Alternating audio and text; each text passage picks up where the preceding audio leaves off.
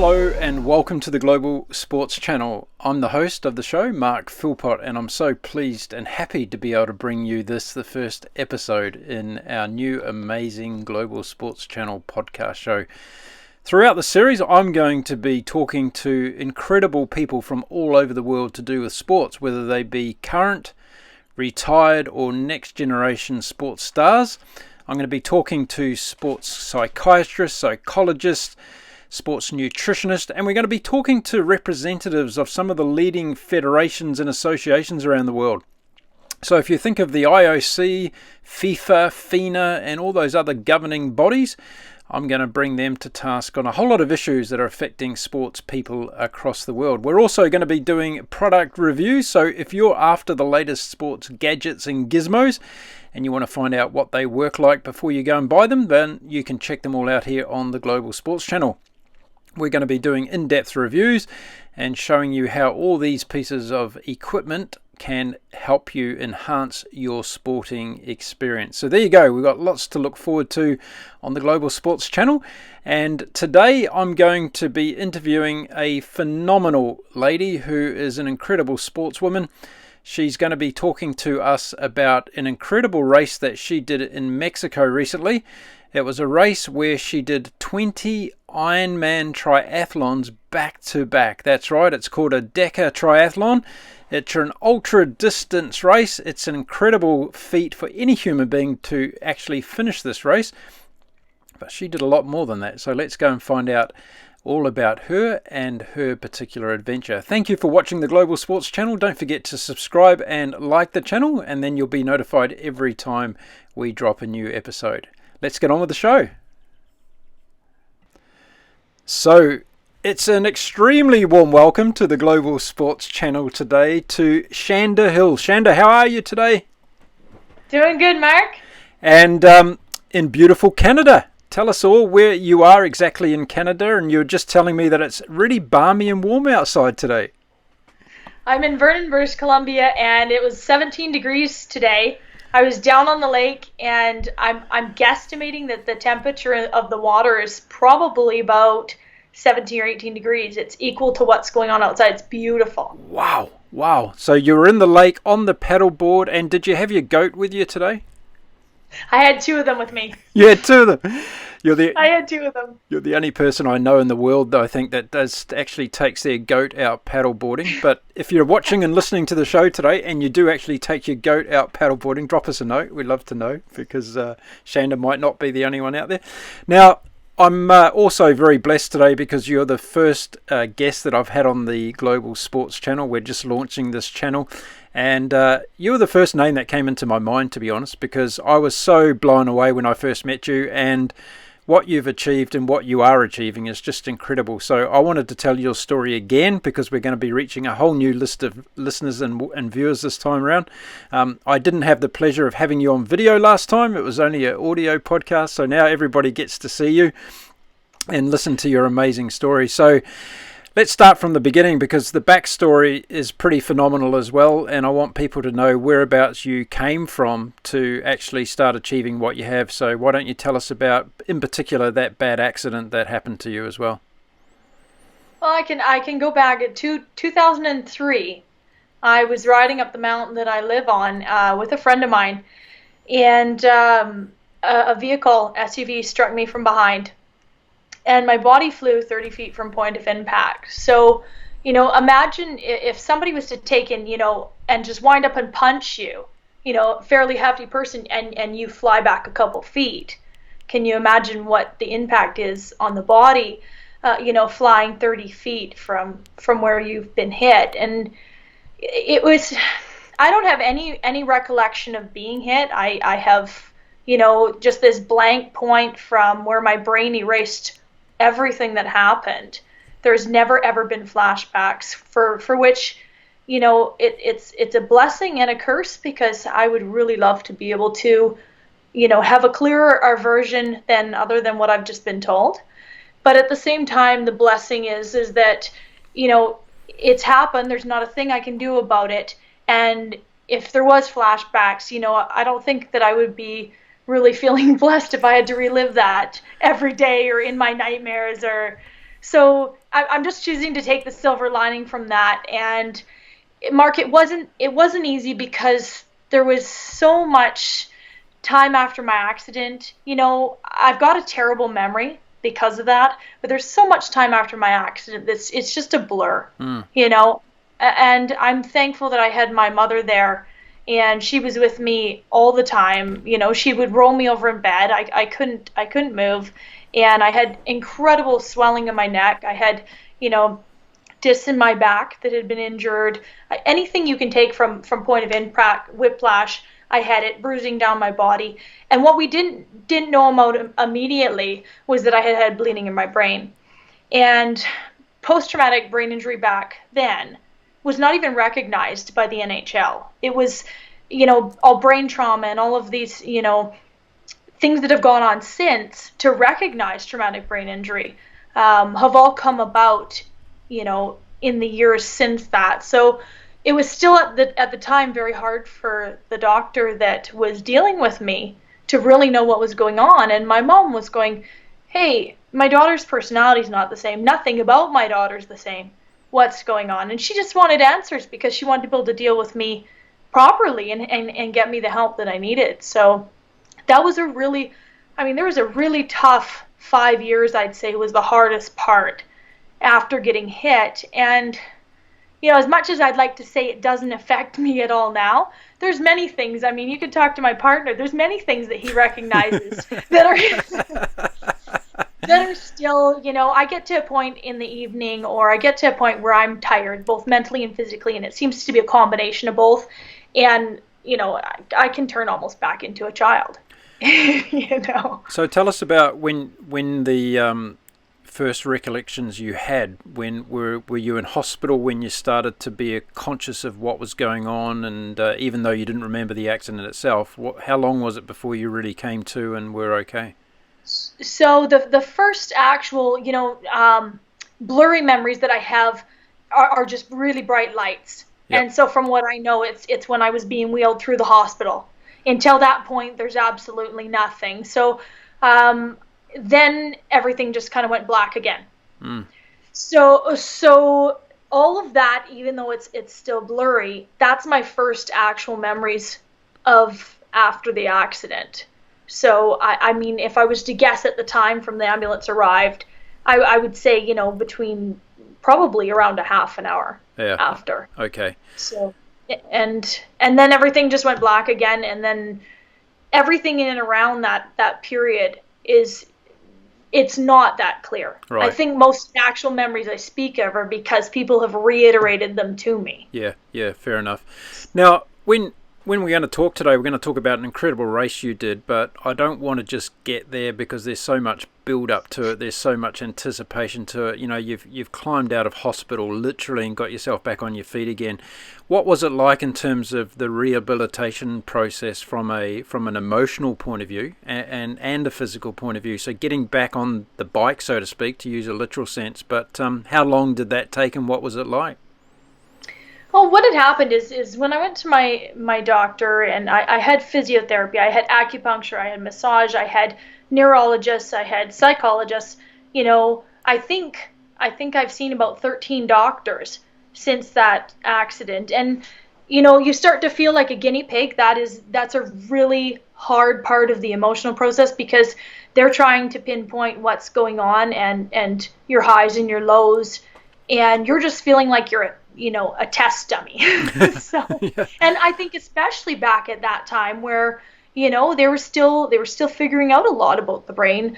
So that was a really hard part. I think the turning point in my entire process was when I accepted that nothing around me, nobody was ever going to give me back how I had things before. Mm-hmm. And that's what I'd so stubbornly, I was looking for somebody that was just going to put me back where I was, mm-hmm. Just fix everything and put me back. And I had resisted any type of change because, they'd say, well, what's your desired outcome? Well, put me back where I was. I was fine how I was, Yep. Yep. I like things how they were.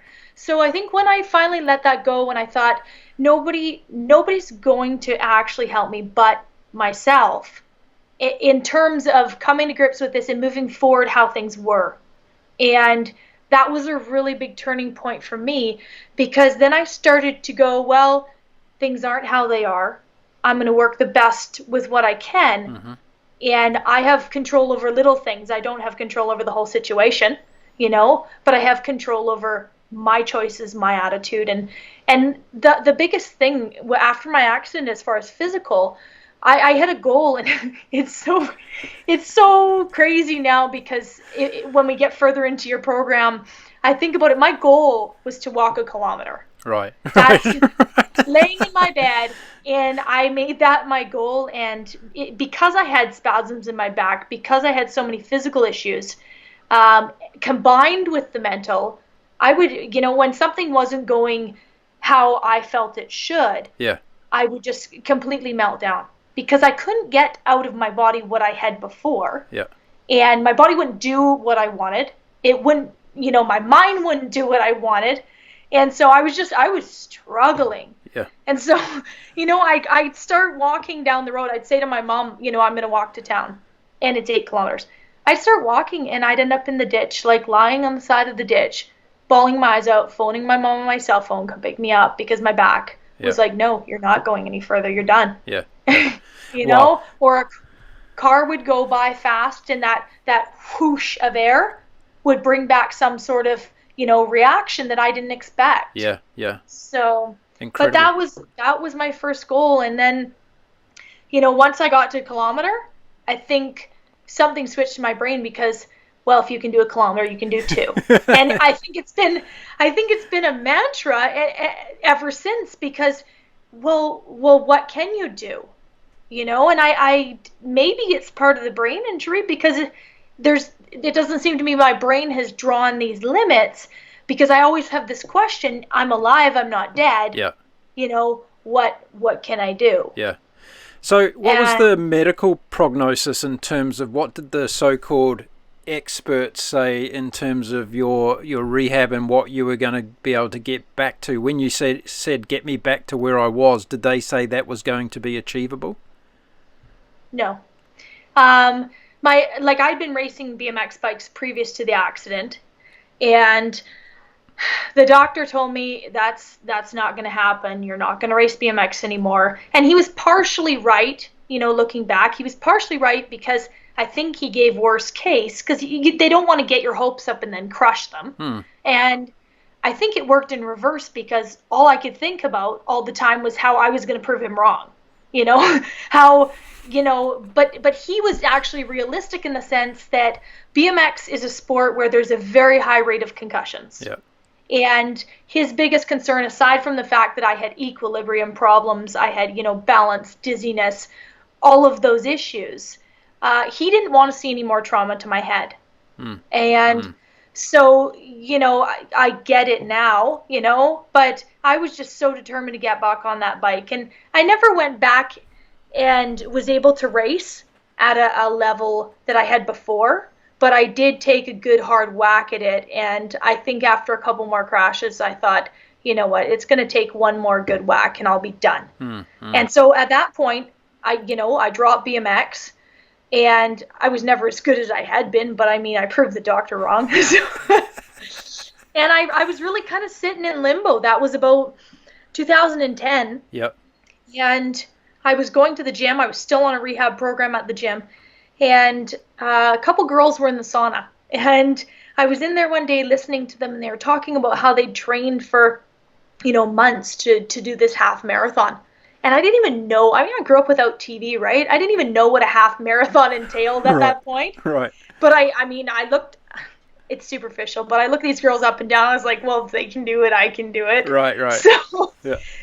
So I found out what race they were doing, and it was like a week away. Right. And of course, I called my dad up. Guess what you're doing with me, Dad? And he's a sucker for punishment too. Yeah. So that was my first race. That was 2010. Yeah. And my first race was a half marathon, and I remember the next day I couldn't even walk. You trained for a week.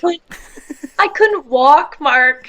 My legs, you know how you get really stiff after they've taken a good pounding? Yeah. I couldn't walk even up a set of stairs, and my body's like, screw you, you're not doing this. Right. And I was like, yeah, I'm going to do this, because it gives you a sense when you've been told you can't do this, you can't do that. You know, it gives you a sense of, hey, it may not feel good, but I can do something. And with running that half marathon, I had horrible headaches because in my neck area that had been damaged, I would get swelling all the time, no matter what I did. Right. And so I laid on an ice pack, and I thought, okay, well, it is what it is, but I can do something. So that year, I signed up for every race that I could find. And of course you did. I ran close to 700 kilometers in 6 months in running races. So every weekend. Wow. So what was it? Let's go back to that first one, because I want to understand the kind of psychology going into that half marathon. Was there already a mindset where you were saying, okay, if I get through this, then I'm going to go and do others? Or was it just a pure focus on, I've got to get this half marathon done? Well, I looked at those girls and I thought, you know, if they can do it, I can do it. Yeah. You know, and I didn't really think a lot deeper into it. It was just, you know, and I didn't think I'm going to do more. I just thought, let's just conquer today. Okay. Let's just get through today. Yeah. And then when I finished, well, there was that sense of, you know, well, if I can do this, well, what else can I do? Yeah. So do you think part of that medical psychology was to say to you that you weren't going to get back to where you were, to actually kind of, you know, give you that adrenaline to say, I'm going to prove you wrong? Like you just mentioned before about you wanted to prove these people wrong, that you could do more than what they were saying. Do you think they actually planted that seed in your head? Well, I think I've always been a bit of a stubborn and headstrong soul. You know, my mom growing up, she said to me, you know, you're so stubborn. And here later on in life, I'm going, yeah, Mom, I'm so stubborn. But you know what, Mom? I did it. Yeah, so, exactly right. So I don't think it was always, I think with BMX, it was to prove the doctor wrong. Yeah. And when a little bit of logic set in that, hey, concussions really are, they're a serious issue. Then, I mean, I must still have a little bit of common sense, because, you know, I stopped that. I said, you know, enough is enough. So after you did those 700 kilometers of racing over that season, what was the body saying to you at the end of that? Were you feeling stronger again? Were you feeling as though you were going to another level? I felt really good, and I think I was almost shocked at the fact that people were telling me right, left, and center, you can't do that, you'll end up with an injury. And here I come out with no injury, but I also specify I wasn't running during the week. Yeah. I was maintaining my normal job. I didn't have any inclination to run at all, because I couldn't have cared less. I just really liked racing. Right. So it wasn't like I was, you know, hitting a half marathon or 50K on the weekend and coming back and running all week. I was resting. And so I think that's why my body, you know, made it through like it did. And also, I didn't have a clue. I didn't have a clue about anything. So I was having to learn and listen to my body and go, you know, things I know now, my running patterns, I was running in like Walmart shoes, $20 Walmart shoes. And there's this one race, it's the Kamloops Half Marathon, and there's a fellow that runs around here, his name is Hans, and I don't know if he thought that I couldn't afford to buy shoes, but he came up to me after this race, and he hands me a gift certificate, and he says, go buy yourself a good pair of shoes. And I'm thinking to myself, my shoes are working just fine. Why is he telling me to buy another pair of shoes? Yeah. So you're about to go to another level just because you had a new pair of shoes. But I find that really fascinating. A lot of people who are listening and watching in today is that you actually didn't run at all in between these races, and you were really just resting and recovery. That's a major thing for any athlete to try and overcome, because we all get into that mindset of more is better, and, you know, putting in the mileage, and you're only going to be as good as how hard you work and all the rest of it. But you were proving the opposite. Did you have any universities wanting to do medical case studies on you during this period? Like, it's a fascinating thing to hear. They didn't have a clue who I was, and it was perfect that way. Okay, so what was the goal after that? So you got through those 700 Ks of races, and then you started setting your sights on other things? Well, what happened is that was 2010, and so I ran after that, not quite as aggressive, but I continued to just do races. And I really didn't run a lot in between, because I figured if something's worked, you know, for me that far, then why not? I had a goal of running the Fat Dog 120, which is a race in Manning Park. It's a really tough race with cutoffs. So I did different distances as that. Those stories in themselves are hilarious because Right. the first 50K race that I showed up for, I didn't know what a camelback was. Right. So it was cooking hot out. I showed up at this race, and this is motivation, Mark, because these two girls, they were from Oregon, and they had come up to race, and they looked at me, and I think they probably were like, what the heck? I signed up for this race. I hadn't done a marathon yet, but I wanted to do a 50K, and it was straight up the side of the mountain. Right. And that was my first 50K race. Right. And they looked at me, and they're like, where's your water? Yeah. And I was like, well, I didn't really think about that, Like, I thought there's a creek or there's something, just things that you learn along the way. Well, I've got, a little water bottle, and I'm going up the side of this hill, and I thought, you know what? Those girls, they're basically telling me that I can't do it. Yeah. Because they've trained so long, they've got all their gear on. And I was like, I'm going to get those girls. So it took me 6.5 hours. It was 25K up, Little White, it's called the Scorched Soul. Yeah. And it was 25K back down. And it felt like forever. It was like 4 hours to get up. Yeah. It took me 2.5 hours to come down. Like, I paced myself well, and I just pounded the crap out of my legs. Once again, couldn't walk, after I came back. But each one of these races, Mark, comes with so many, beautiful things in it. There's a guy that goes to our gym, and I had never met him before. Yeah. And he said when I came back, he was 14 minutes ahead of me going up that race towards the top. Yeah. And, here I come. He says, you were flying down, he said, and you passed me, and you were skipping and whistling. And he said, he's ex-military. He said it made him insane. He gives me such a hard time now at the gym. You're skipping and whistling. Like, what is wrong with you? He probably thought you were the female version of David Goggins. I heard of that guy. I think he's pretty awesome, and he's pretty dedicated. Yeah, absolutely. And I'm looking at the lady version. I'm absolutely positive of that. Hey, how did it get the name Fat Dog? I'm interested to know. How did it get the name of that?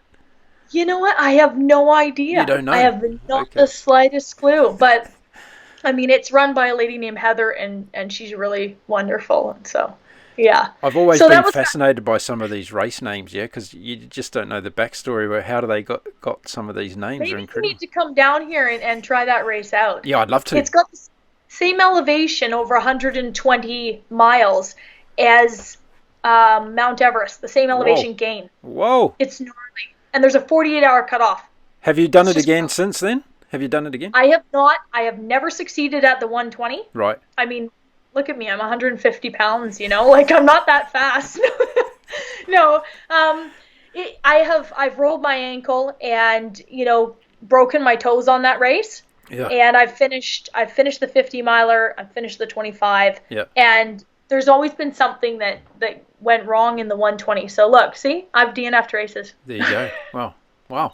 That's something I've learned today. You've DNF'd. So, wow. So you are human. You are human. Sorry? You are human. 4 years into that, Mark, a gentleman that I knew from running, he's in his 50s, and he was sitting at my table and having soup one night, and he said to me, hey, Shanda, why don't you try a triathlon? And I was like, what's a triathlon? Like, a kid raised in the bush, right? Yeah. Looked at me, and I was like, what does that entail? So he tells me, and this is in April of 2014. Yeah. And challenged Penticton, which is the closest race to us, the inaugural Ironman course. Yeah. Well, he tells me about this, but he's telling me about the website because he's expecting me to go check it out, to see what Ironman or challenge entails. Yeah. So that night, he goes home thinking, I planted the seed. I go on the website. I put the race entry fee on my MasterCard. I didn't know what Iron Distance was. So I just picked the one that seemed appropriate and then, signed up for it. But I didn't have a wetsuit. I didn't have a bike, but I was like, well, if he can do it, I can do it. He's in his 50s, So anyway, the next day he talked to me And I said, I signed up. And he's going, oh, no, oh, no, no. I told her to go check it out. Yeah. You know? And you've registered yourself. I think he took me under his wing at that point because I had April, like May, June, July, August. I had 4 months to get ready for Ironman. Yeah. Yeah. What's this guy's name? What's this bloke's name? Marcus Heinrichs. Marcus. Shout out to Marcus. You're a legend, mate. You got Shanda into Ironman. Good on you. Oh, he is. So anyway, he kind of took me under my wing. I think we rode our bike, got a wetsuit. He set me up with some tri website and got a wetsuit. It was much too small, but I felt absolutely sexy in it, so who cared? I had one like that once. I felt really sexy in it, but it was hopeless. Now I wouldn't give it a second look. I would be like, I'm not cramming this or that in. But at the time, I thought that a wetsuit was so cute looking, Yeah. So, anyway, my goal at that race, given my lack of knowledge, was just to finish. Yep. It's got some climbing. I sucked at swimming. I still suck at swimming. And so we went out and did some open water, and I've got terrible vision, so sighting was out of the question. Right. I was just going to try and stay in the mix of everybody, get knocked in the head a bit, and as you do, just make it out of the water, right? And my biggest goal was just to make the cutoffs. Right. So I think the cutoff is 17 hours. 17 hours, yep. Yeah, and I came out of the swim just over an hour and a half. Wow. Which is nothing glamorous, but it's okay for a first timer. Not too shabby. And yep. I think I drafted everybody. It's okay. So we get on the bike, and the best advice he gave me was, hold back, because there's this, McLean Creek, and then there's this long flat, and you feel like you want to go. Yep. And that's when he said, hold back. So he was excellent that way, very detailed. I probably only remember half of it, but whatever. So anyway, we get to the climbs, and it was really depressing because there was people passing me, and I'm thinking, why aren't my legs working? Well, I mean, they trained for this, maybe for a year or two. Yeah. Anyway, I got off the bike in just under 7 hours, right, which is, okay. Yeah. And then I'm thinking, well, I've got running experience. I'm going to be fine. I'm gonna pick it up. Yeah. I walked half of the run. It was just a disaster. It was cooking hot. I think I threw up because my stomach was just not ready for whatever I was doing. Yeah. Like the best learning experience ever. You'd think I would have quit right there. But anyway, walked half the run, ended up picking up. I made it in just over a couple minutes over 14 hours. Oh, that's very respectable for your first one. Absolutely. That's for my first time. But Mark, now you see the logic, because if my first race ever, I didn't know Olympic distance even existed. Yeah. I didn't know what a half iron was. Yeah. So if your first race ever is that, you're going to go, well, what from here, right? Mm-hmm. What do I do? Mm-hmm. It was the next year that a guy named Rory Bass, also part of, I should stop hanging out with these runners. They're deadly. Yeah, they're getting you into trouble. Yeah. He told me that there was a race called the Double Anvil, and it was in Oregon. Uh-huh. And it had a gnarly climb on the bike, and he told me that it was done in circles. So, loops, because when you're doing a race that's that long over the course of 2 days, you have to do it, in loops on a closed course so that traffic's not going to be an issue for the athletes. Mm-hmm. Well, I'm going, you're absolutely insane. I'm not going around in circles. Like, the whole concept of it didn't make sense. Point A to B made sense, but not going in circles. Yeah. Well, I get to this race. So that was July of 2016. Mm-hmm. And I get to this race, and it was truly, it was just gnarly. I remember thinking, this is the hardest thing I've ever done, because there's so much climbing. It was double the distance. Mm-hmm. Anyway, I finished this race, remarkably. And somebody says to me, like, imagine the gall of these athletes. Hey, Shanda, there's a triple coming up in October in Virginia. I was like, that exists? Like, come on. So I go on the website, right? I didn't know Steve Kirby or any of these guys at the time. He runs all these races, the lunatics. So anyway, I go on the race, and I find out that every 2 years they're offering a quintuple 5 iron. Wow. And like, my mind is like, whoa, this is insane. Okay. So I haul my dad into being my crew. And I'm like, I'm not going to do the triple, because if I'm gonna have to work all summer, raise the money, and then drag my dad along, we make big sacrifices, like take time off work. Yeah. This is out of pocket. It's gonna cost me a lot. I'm not doing the triple. I'm doing the quintuple. Well, lucky me, they let me in, right? So that was October 2016, and I would say that it's a really slippery slope, because when you start hanging around people that they haven't drawn boundaries, as far as they haven't, it's almost like they haven't grasped, the word can't. Yeah. So, hanging around with these circles of people, well, they tell you about something else stupider. And when I was at that race, somebody told me there's this race called the Deca, and that's 10 Ironmans. And, it wasn't even until 2017 that I found out that there was something called the double Deca. So, it's a gradual immersion into this, slippery, mucky slope. And tell me, when you're doing these races, and as you say, there's just this addictive personality that goes along and competes in these for a start, and they drag most of their family and friends along as well to be support crews. Yeah, so this is a global thing. So people are coming from all over the world to participate in these things, right? Yeah. Yeah.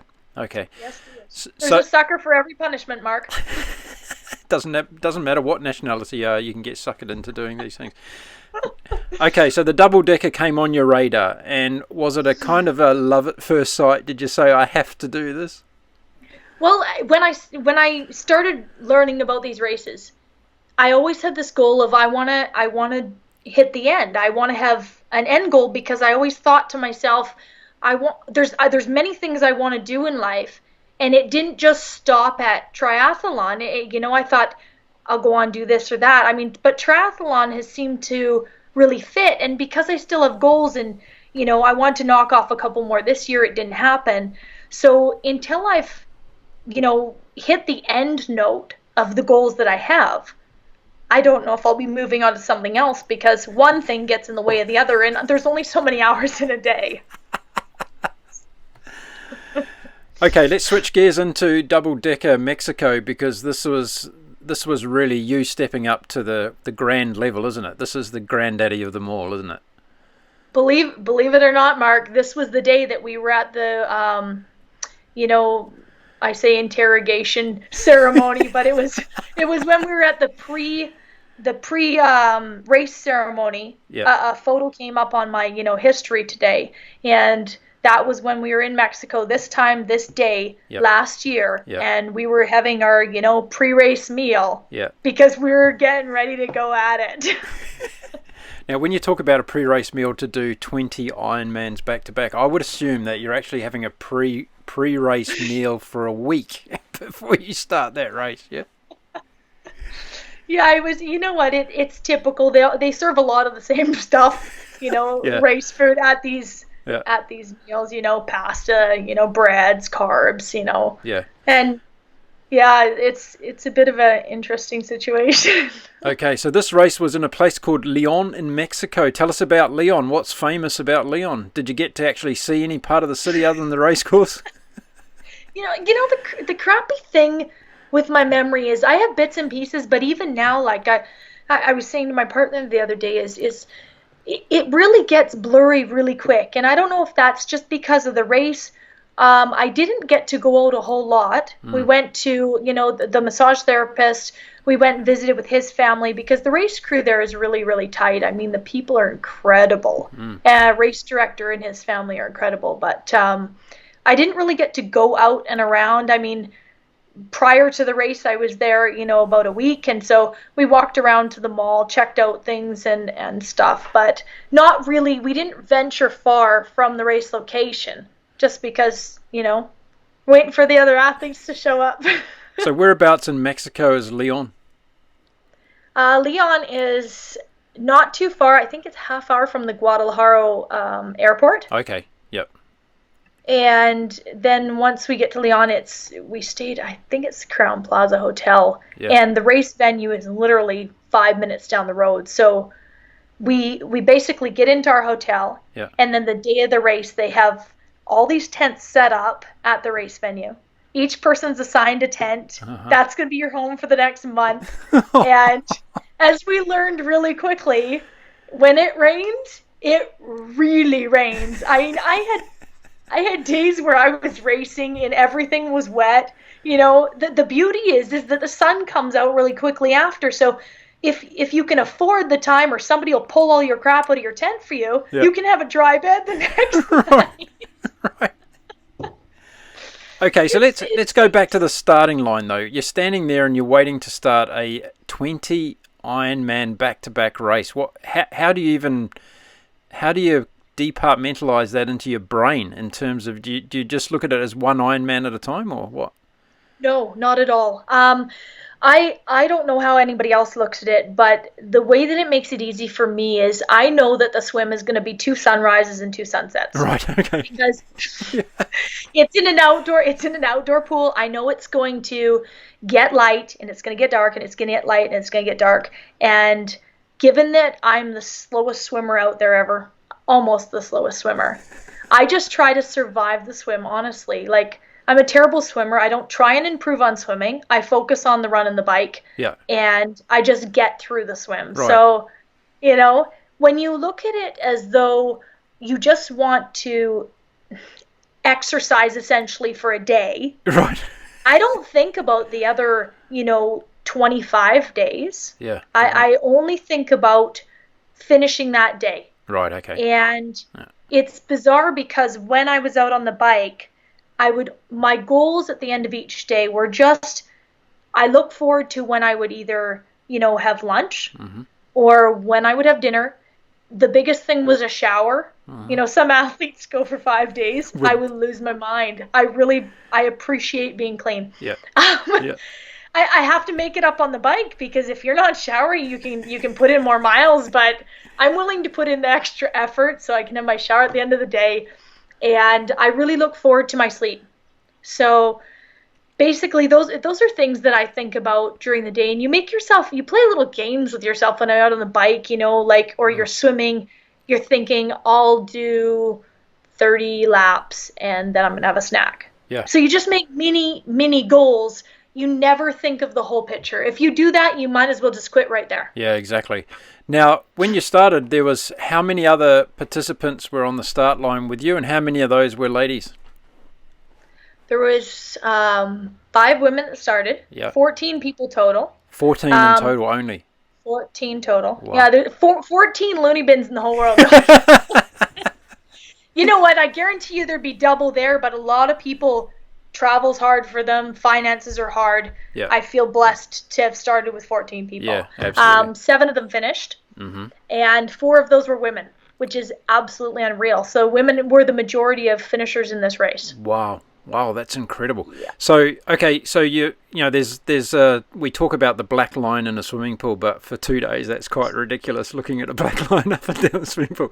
So how, and the other question I have is, how long did it take you to get the water out of your ears after swimming for 2 days in the swimming pool? Oh, gosh, you know what? I never even thought about that, because when I'm underwater, I blow out through my nose. It's the best technique. I never to keep the water out of your mouth. ears. Yeah. To keep the water out of your ears, it creates pressure. So that's something that I've never really had a problem with. As soon as somebody told me about that, I automatically started doing it. And no water out my mouth. I mean, no air out my mouth, just out my nose. And it works ridiculously well. Oh, but fantastic. I'll tell you, nobody told me the trick about having Vaseline in your nose for hours and hours on end of chlorine water. And I'm telling you, like, I would have given half of my right foot for a big tub of Vaseline when it started coming out, and my nose was just, there's a picture running around the internet, me with my fingers up my nose and trying to get the Vaseline, because chlorine is nasty. Yeah. There's probably 3 days on the bike that it took me to get the chlorine out of my body, to feel like I was detoxed of the chlorine, to sweat it out. And I drank twice as much water in those first 3 days as I had in the entire race. I wanted it out of my body. Yeah. I had chlorine burns, on my back from the wetsuit rubbing, just rub my back raw. I have scars on my back now. But I want to go and do another Ironman so I can just practice breathing up my nose. I've never done that. Why don't you just go in the bathtub? Yeah, that's probably a better deal, right? Don't sink yourself, Mark. So, okay, the cycling leg of the race. Now, insane kilometres. Tell us how many kilometres that this cycling Uh, leg was. so 3,600 kilometers. That's across It's America, done. isn't it? That's across America, almost, isn't it? I'm not sure. I'm not sure. Yeah, I think it's 2,500 across America miles. Yeah, so it's more. It's more than cycling across America. Oh, well, cuckoo for everywhere. Okay. No. Okay. The thing that really, I'd been on this course the year before doing a DECA and the cycling course, so I kind of knew what I was in for, but I mean, we were at 6,000 feet elevation already. Oh, wow. So you're looking at a bit of an adjustment when you get there. You wonder why you're feeling out of shape climbing up the hotel stairs. Yeah, yeah. And now you're getting on a bike and it's go time. There was this little hill, it was a bit of a rolling course. There's this little hill that felt like after you do 200 or 300 laps, it feels huge. And so it's just enough that at the top, if your legs are tired, that you're just struggling to get over the top. It's not like, hey, I'm just going to put in a couple extra pedals, just long enough, just steep enough. I don't know what our actual elevation gain was with that hill, right. But after a couple hundred loops, yeah, it felt like, oh. There was one time in the night that I was going up there and the road was really, it'd been hot during the day and the road was really warm and there's this snake and I swear it was at least 6 feet long and it was on the side and then right when I started coming up, it moved and I thought I was going to just die because I don't like snakes and it goes flying up the path and off into the bushes and I'm thinking, am I hallucinating? Like, is this for real? I almost peed my pants. Just stuff like this. There would be, I don't know if they're hedgehogs or porcupines, they'd run across in the middle of the night across the track and you're thinking, if I hit one of those, I'm so done. You're gone. Yeah. I've run over a squirrel. I felt terrible. Oh, I felt awful. So, it was like so you're out there and you're killing wildlife, you're killing yourself, right? And you're probably killing your support crew as well, who are trying to keep pace with you and all the rest of it. Yeah? Mark, I didn't go there with a support crew. You didn't have anybody? I had the only lady that was able to help me was a crew of somebody else. Oh. And she was crewing another gal that I race with. Right. And towards the end had a little bit of time, but I had to get off my bike and get my drinks most of the time. Oh, no. I had to go get my food. It wasn't like, here, hand it to you. I think of all of these minutes added up. Yeah. If somebody just been passing, stuff to me on a regular. Yeah. I could have saved myself hours. Yeah, you would have. Hours. Yeah, of course. But that's okay. You know what? When you don't have a support crew, there's a plus and a minus. When you don't have a support crew, you get really tough in your mind. Yeah. Because you know that everybody else has a support crew. Yeah. And you say to yourself, if I can do as good or better as everybody I'm racing without a support crew. Yeah. Can you imagine if I had? Yeah. I love the challenge, Mark, because I'm either going to feel sorry for myself. I don't know anybody that can take 3 weeks off work. Sorry. Yeah, that's a good point. But I'll tell you what, I'll make the confession right now and the commitment that the Global Sports Channel tribe around the world, we're going to come and support you at the next one, okay? We're going to be your support crew and we're going to help you pick up all those minutes and hours in the race time. So there you go. Commitment. So if you're watching and listening today and you want to be part of Shanda's next amazing adventure, you can come on board as the support crew. Now, with such little numbers in the field, did you get to see the other competitors a lot or were you just all spaced out? All the time. Because, so say that the other 3 girls are out there that are racing me, that they're out there on the course. You're wearing a chip. There's a computer screen as you go over these time mats in your circles. Your time comes up and it tells you how fast you did the last loop. Right, okay. You also can see the girls that you're racing, what they're doing in laps. So because I came out of the water, I came out, I don't even know, 10 or 14 hours later. Like, it's astronomical how bad I suck at swimming. So, but I came Even out with Vaseline so up your nose. Even with Vaseline up your nose. Hey, Mark, some of these girls, they already had 20 or 30 laps on me, 7K laps on me. Wow. By the time I got on the bike. Yeah. In essence, it works really well for me because all I see is like somebody dangling the carrot in front of my nose. I got to go get them.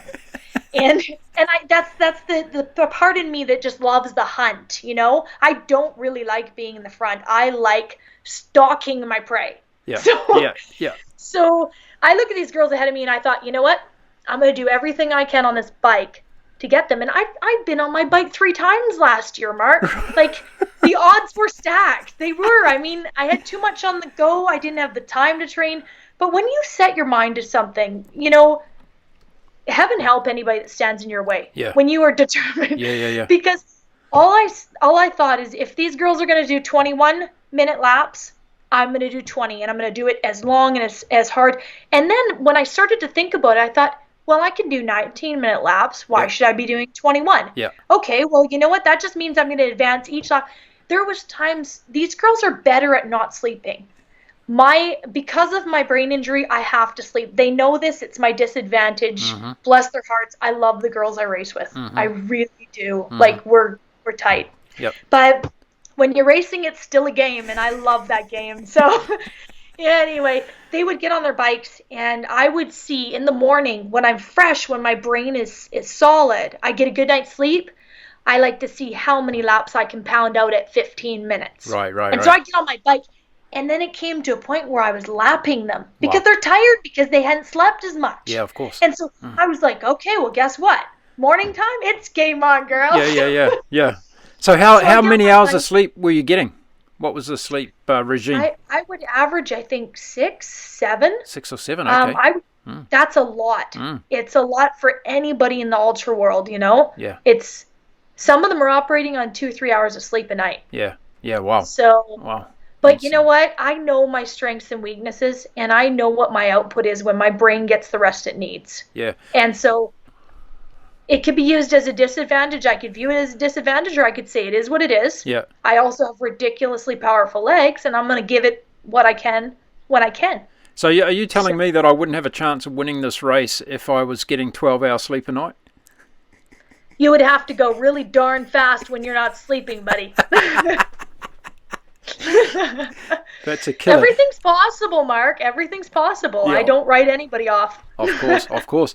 Now, tell us, what does it, you know, it's hard to even explain this, I know, because us mere mortals can't comprehend what the body feels like after this stuff. But when you get off that bike and you got to then use the running muscles and get into the running motion, how long does it even take to, is it days before you actually feel like, okay, I'm able to run properly now? It's catch-22 because unfortunately my lapping mechanisms worked. I didn't just pick up on all the girls. I came off the bike first. Wow. And I came off by, 10 hours plus first. Wow. So you caught everything up that you'd lost in the swim. You caught it all up and then more. Everything up. Right. Hey, 10 days on a bike is a long time, bro. Yeah, that's true. That's true. Yeah. So I was able to make it up, which really shocked me because I never thought that biking was my strength, but clearly when you have nothing else to do all day, biking, you can get good at it. No. Yeah. Anyway, came off the bike and it's hard for me to be in first position. You know, when you're in that, it feels like an enormous amount of pressure rather than the joy of chasing somebody. Yeah. I don't really like it that much. But back to your question, I made a mistake that, it happens, but I knew better. It's my own fault. I started running right away. Right. You get off, you feel good because you're getting off the bike. Yeah.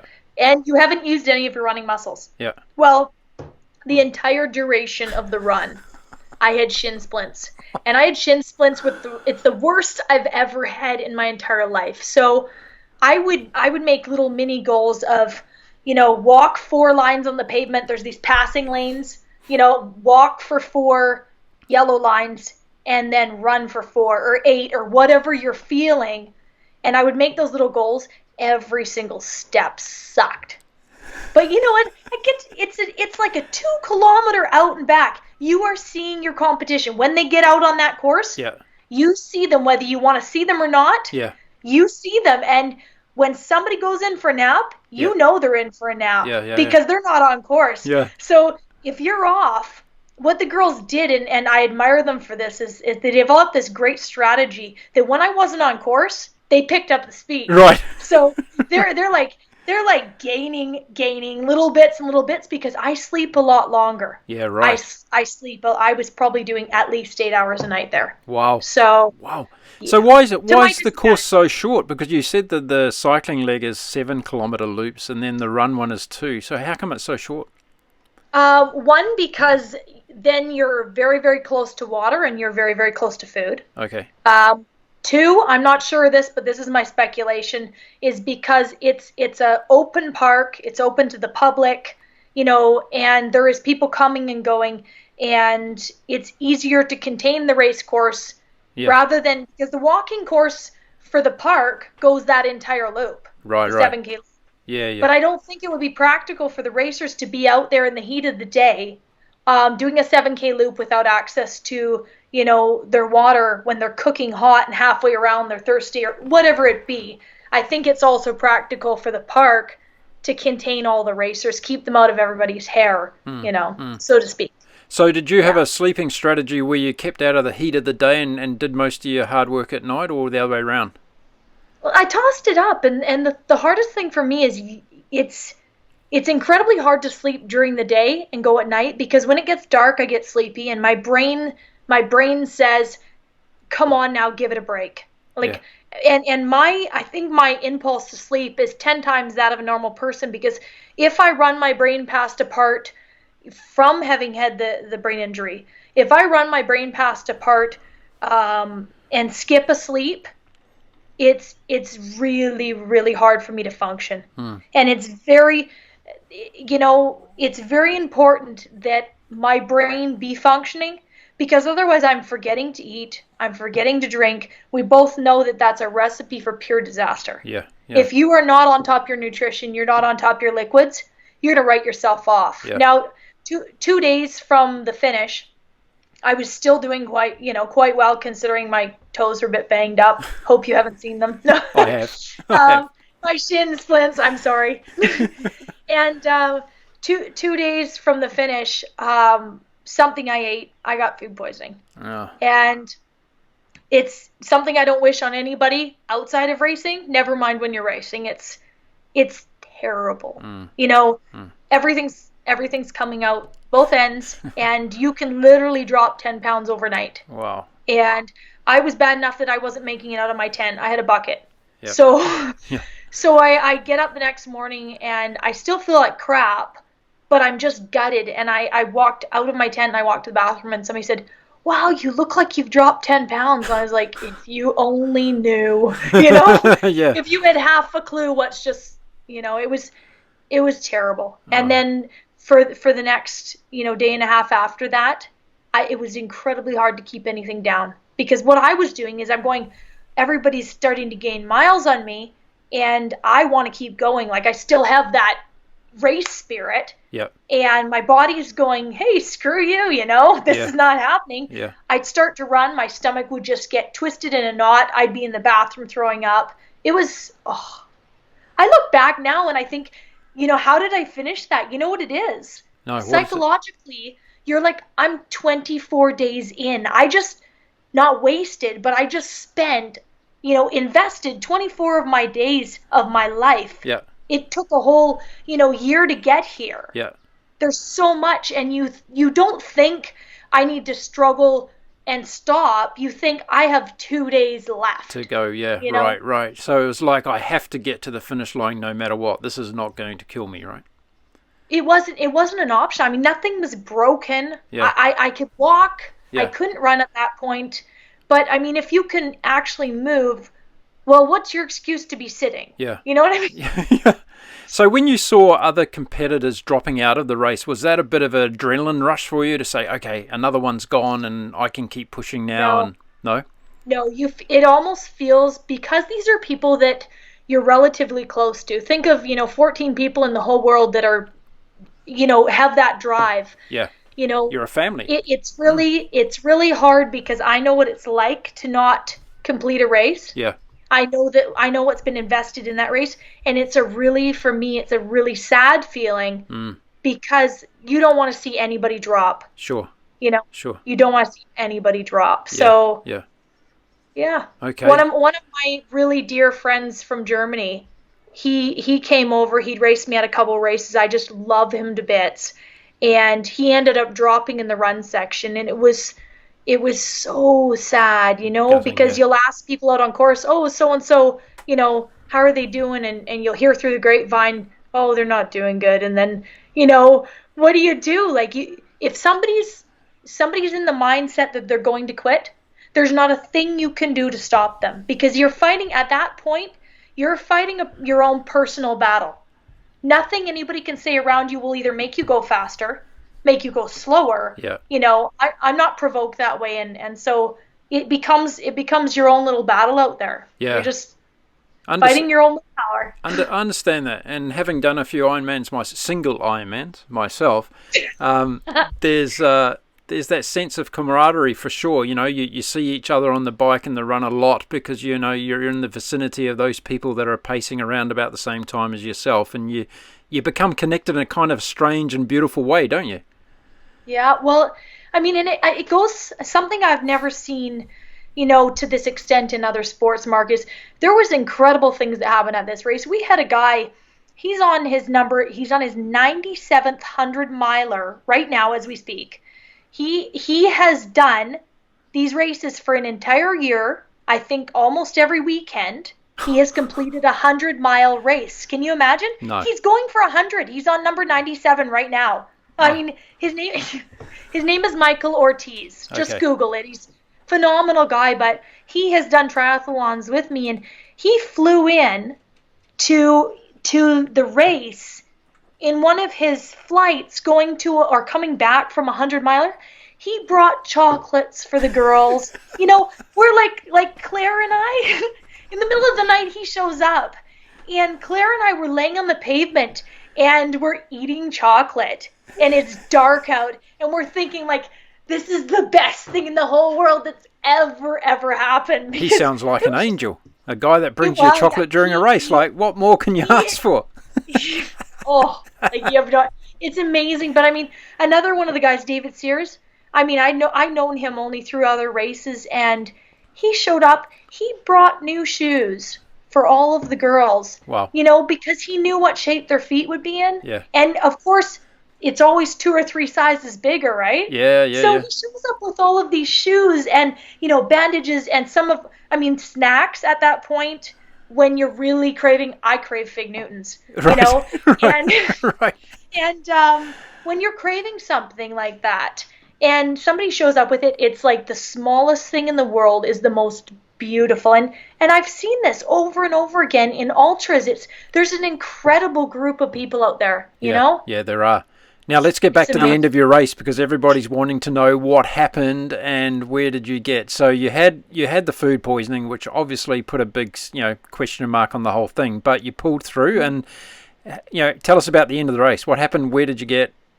What happened at the end? I pulled through. I ended up with second overall female. Wow. That puts me as the 3rd woman in history to ever finish a double decker. Yeah.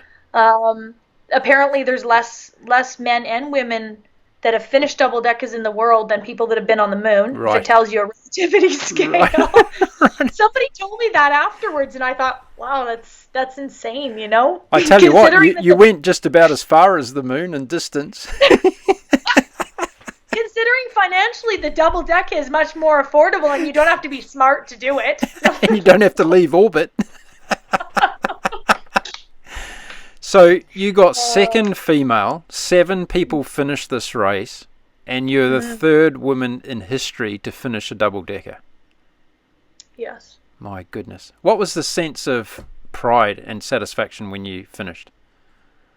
Do you know what it was? It sounds ridiculous, but on the whole race, Mark, a couple of the girls and I, we had this goal, and this shows you how many goals can help. When we were finished, we wanted to go and we wanted to buy little black dresses, and we wanted to wear. I'm not even a girly girl, okay? This tells you the level of desperation. We wanted little black dresses because you'll fit them when you're finished a race that long. Yeah. And we wanted to go to the award ceremony in little black dresses together. And the most beautiful feeling was when I finished is knowing now that goal is achievable. Yeah. And then, Laura and I, who'd finished previously to me, we went out and we waited for Clara and Georgetta to finish Right. because it was so important that all of us girls made it to that awards ceremony in our little black dresses, jam our feet in those shoes. Oh, it was awful, you know? and that was the feeling of, you know, that was a feeling that was very, you know, minute, but so beautiful. And also, it was when I finished that I went back to the hotel, and I had been off of all social media for that entire time. I like to focus on racing, and my partner had been at home. I'd phone him, and he had been updating and posting. I hadn't read the comments. He'd read some to me. Yeah. But when I heard the response, you know, from my fellow Canadians, oh, Mark, it's so humbling. Like, there's so many times that I've gone back and I just cry, because to know that somebody else is inspired because of what you're doing. Yeah. It's your passion, but somebody else is enjoying it too. Yeah. That's one of the most beautiful feelings in the entire world. Yeah. It's really amazing. Yeah, and here they are. They're all living vicariously through you. They're thinking about this incredible physical, emotional, and spiritual adventure that you're on, that they can't even fathom what it's like to do it, yet there they are giving you all this outpouring of love. It is special, isn't it? It is really, really special. They inadvertently, through, you know, his posts and updates every day, they inadvertently got to live that with me, and I will treasure that till the absolute end of my days. Yeah, I bet.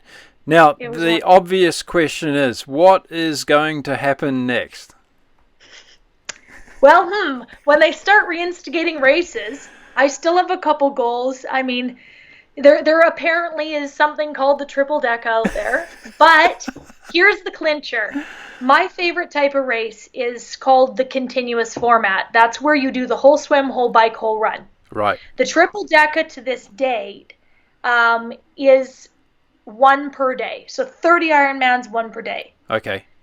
As of right now, I don't have any interest in doing 1 per day because I really want to perfect the continuous format. So I want to get better at each discipline. And my goal right now is I want to go back, obviously with the crew. I know what I can do now better. I can hopefully not get food poisoning. And I want to smash my times. I want to smash them. I feel like now I know what I need to do. There'll always be unforeseens. Yeah. I know what I need to do to go back and set a time that's unreachable, that's amazing, and I know I can do that. So that's on my goal list. Okay. I also have a goal list that includes decas, so the 10 Ironmans. Yeah. Yeah. There's a fellow that retired 2018. I raced with him at the Deca in Leon, Mexico. Mm-hmm. And his name is Guy Rossi. Mm-hmm. He's a legend in the sport. He completed, by the time he was 70, 10 decas. Wow. I want to do 10 decas. By the time you're 70. No, I want to do it before, because there's a whole bunch of other things I still have to do. This is just triathlon-related goals. Of course, there's so much out there to do, yeah. Yeah, don't just consume your life with this, right? There's a lot more out there. So where's likely the next race going to be, even though we're in COVID times at the moment? When was the next one supposed to be scheduled for? There was supposed to be a double decker in New Orleans, starting first week in November. Okay. So that's not happening. Everything has been wiped for the year. Yeah. Okay. So my next best bet for a race, there's a Deca next year in Switzerland. That's the goal. Yep. And there's also, I just found out there's going to be a Deca in Mexico. Yep. And so next year, if I could have the perfect year, I would like them to offer 3 decas. I know you got to knock them off the list. Yeah. So I'm pretty sure that Wayne Kurtz will be having a Deca in New Orleans too. Yeah. So if I could go to the August Deca in Switzerland. Yeah. And then October in Mexico Deca. Okay. And then back to back with the November Deca in New Orleans. Yeah. Yeah. That would be my idea of a perfect year, because I've finished 3 decas. Yep. And that would make me at 6, and that would put me 4 away from my goal. Fantastic. Now, is there a circuit? Like, are all these races linked to a particular circuit that's going on with DECA racing? Is there such a thing? So there's such a thing as called the IUTA, which is International Ultra Triathlon Association. Okay. They do host certain IUTA designated races. Yep. And I don't know a whole lot outside of the circuit, if there is any ultra triathlons outside of that, because I just don't get to travel that much. But yeah. But I do know that there is some predominant race directors that are offering and trying to offer more and more as this sport becomes more popular. Yeah. I mean, 20 people at least. No, I'm joking. I was going to say, I'm sure there's 20 insane people out there that will want to take this on. That's for sure. You know what? When I finished Switzerland, I think it was 2018. Somebody told me that I was the 100th person to finish a DECA. Yeah. So, I mean, think about it. That's pretty awesome. Yeah, it is very awesome. And also, I was going to say, I went to the first time I went to Kona for the World Championships of Ironman in 1985 or 86, and now look what it's turned into, right? So, I'm sure that the double deckers and all the rest of it are going to be insane as well. I think it would be incredible. I mean, even I've noticed in the numbers, even in the women that are signed up for a DECA in Switzerland, the numbers have doubled. Okay. Yeah. So, yeah. I mean, from 3 to 6 is still pretty friggin' amazing. It is indeed. Now, again, if you're out there watching and listening to this, the first episode of the Global Sports Channel show with Shanda Hill today, and you want to be part of her support crew in any way, whether it be virtual from home or turning up at the next race, if it's going to be in Switzerland, drop us a note, let us know, because Shanda's going to take all the love from all over the world that we can muster up for her, and I'm going to make sure that we get the Global Sports Channel tribe involved in the next race, because I want to be there live reporting from the track side, the course side, to support this amazing woman on and her feat. Shanda, thank you so much for coming on my first episode. I could not have had a nicer person on my show to kick off this new journey that I'm on, and I'm in awe of you and everything that you've done. I've heard the story a few times now. I'm still got goosebumps from listening to it again. So thank you so much for coming on the show today and sharing your incredible story. Thank you, Mark. I hope somebody out there enjoys it. I'm sure they will, and we'll catch up with you again soon. Fantastic. Thank you.